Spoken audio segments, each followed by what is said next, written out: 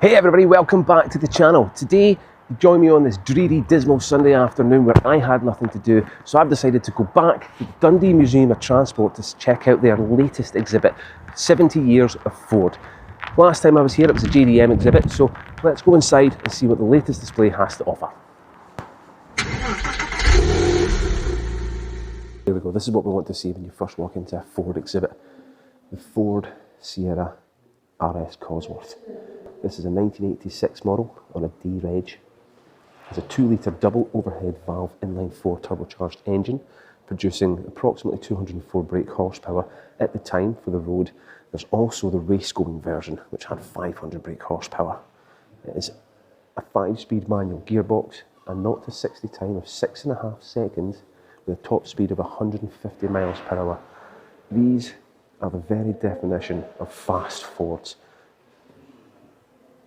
Not only did the Sierra dominate in racing, it also dominated on the streets as well. People love these, partly because of the style, the racing heritage that Ford had at the time, and the whale tail at the back.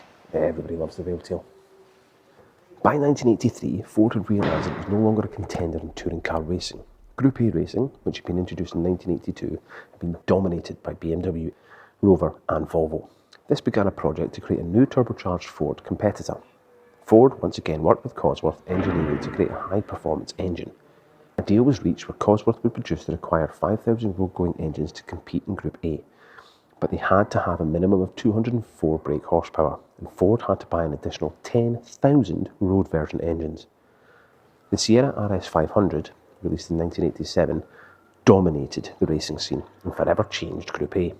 The road-going Sierra Cosworth RS hit the consumer market in 1986 and became an icon of 1980s performance cars. The remaining 10,000 engines were used to release the second-generation 4-door Sierra Sapphire RS Cosworth. Next up here, we've got the 1972 Ford Capri 1600 GT XLR, powered by a 2-litre overhead valve Essex V4, 93 brake horsepower it had from the factory, powered by a 4-speed manual, 0 to 60 times about 12 or 13 seconds with a top speed about 100 miles an hour. Not the fastest thing in the world, but it just oozes class and style. Look at the lines. These were essentially considered the UK's Mustang at the time. The shape, the longer bonnet, the swooping coupe lines at the back. Even look at that, the red stripe that goes all the way along the line of the car. It is just beautiful. The Mark I Capri was introduced in 1969 as Ford's answer to the success of the American Ford Mustang. It was an affordable, highly styled coupe with a performance-oriented image. It was released with a variety of engines to satisfy the everyday sportsman budget. The 1600 GT XLR, extra luxury refinement, was released as the more powerful and more luxurious standard 1600 model, but not as heavy as the 2-litre or 3-litre V6 Capris. The Mark I was hugely successful, selling over 400,000 cars in the UK before being replaced by the Mark II in 1974. The Mark III was released in 1978. Like the Mark II before it, the Mark III softened its original sporty identity and introduced more comforts for everyday driving. With sales declining and the more comfortable Ford Sierra taking over the Capri market space, Ford discontinued the Capri after 17 years of production in 1986. I think people are definitely going to prefer these Capris over the one that you can see over there, the new Capri. What's your thoughts? What's a better looking car? The original first 3 generations of the Capri, or that new electric monstrosity that's over there?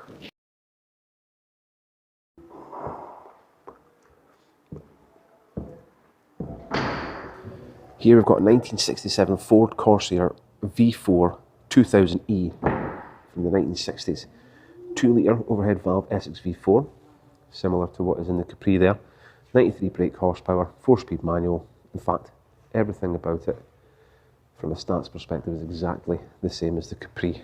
The Ford console Corsair was first introduced in 1963 as an upmarket and family-friendly alternative to the Cortina.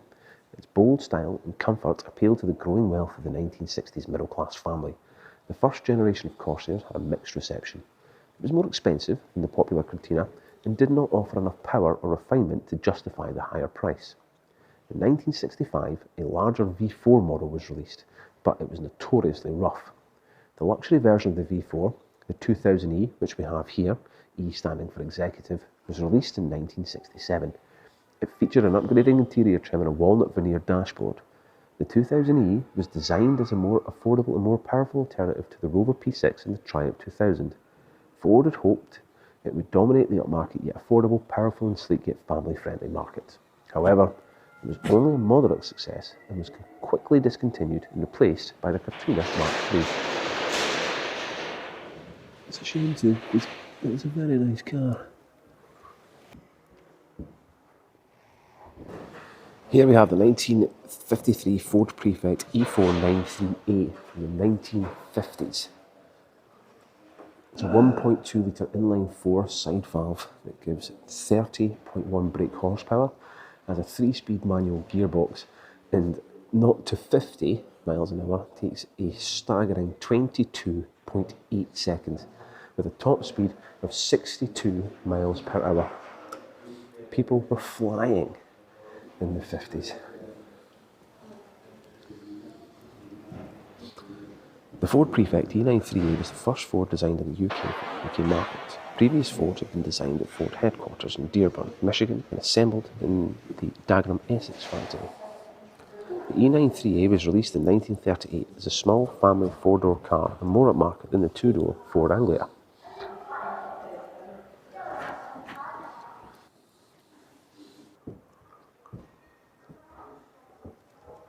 Here we have a Ford Focus RS Mark I from 2003. It has a 2-litre double overhead valve inline-4 turbocharged engine, 204 brake horsepower for the road. I don't think that's right. And 500 brake horsepower for the race. I'm not sure if that's correct. I'd have to double check those figures. It's got a 5-speed manual, 0 to 60 in 6.5 seconds, and a top speed of about 150 miles per hour, which is very similar according to the spec sheet as that thing, and I don't think that's the case. The standard Ford Focus Mark I was debuted in 1998 as a replacement to the hugely successful Ford Escort. The Ford Focus was more forward-thinking in its sleek, modern design. It was also sportier with better handling and performance.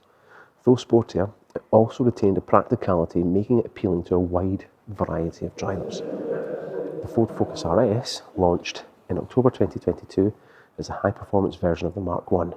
The specifications and the design were heavily influenced by the rallying scene in the Ford Focus WRC 1999. It was built to compete against other early 2000s hot hatches like the Subaru Impreza WRX. The turbocharged engine, grip, precision handling and rally-inspired design brought the rally car experience to the everyday driver. And here we have the latest car in the display, a Ford Explorer from the Dundee Ford Centre. What do you think of this, guys? Does this thing compare to the other cars that we have on show here? Personally, I just think it's the most non-distinct thing ever. It looks like every other electric car. Compare it to the Focus there, which just oozes performance. Likewise with the Sierra. That has just one of the most iconic looks ever. And then we have the Capri, which oozes style and class. And then this, which even has an air of sophistication to it. And finally the Prefect, which has charm. All of these cars here, with the exception of the Explorer, are beautiful in their own right. Do you think this will be remembered in years to come, like this is, or these are? I seriously don't think they will. There we have it, guys. That is the Dundee Museum of Transport wrapped up and done for another exhibit. What did you think of the 70 years of Ford? I was a little bit let down with it, if I'm being honest. The guy at the front desk did say that there was some other cars coming in, a Fiesta Super Sport, hopefully be here by the end of the week, and also another Capri, but I kind of expect a little bit more, if I'm being honest. 6 cars, not ideal. 6 cars to show 70 years. Yeah, there we go. Hopefully the next exhibit, when they get into the new building, will allow for a little bit more room and a little bit more variety, because they're really, really hindered by that front space. There's not much really there that they can fit in. So guys, if you've liked today's tour around the Dundee Museum of Transport, make sure to call shotgun on the next one by liking the video and subscribing to the channel, and we will see you there. All the best, catch you soon.